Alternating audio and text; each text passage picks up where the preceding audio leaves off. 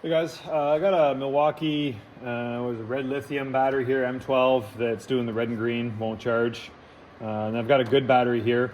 I've already had this battery apart to see if there's any corrosion or anything in the cells. Everything looks to be okay. I haven't, dove deep into it, but it looks okay. So I think what may be happening is a chance is one of the cells or multiple cells are below the voltage that the charger will recognize. So we're actually gonna try and jump start it with another M12 battery just to try that first to see if that works out. So I marked the terminals on here. These are the terminals we're going to be dealing with. You don't have to worry about those. Those are for different voltages. So that's your positive. This is your negative side. So positive, negative. Same on all the batteries. That'll be positive. This will be negative. And then I just made little jumper wires here with the flat blade. That's how you get into the tops of these because they're a little tight. So I'm just going to take this green wire, go negative to negative.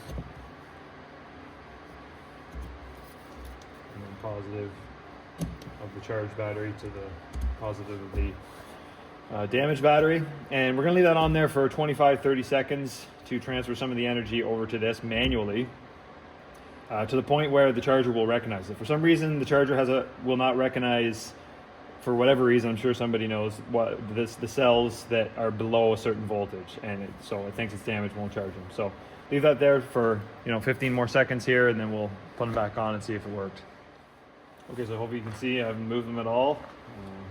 I'll disconnect this.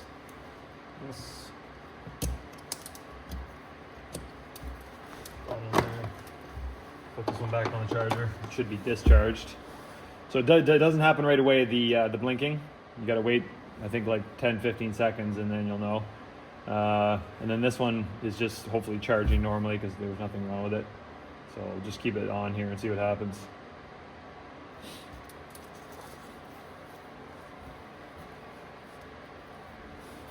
And these are super easy to make.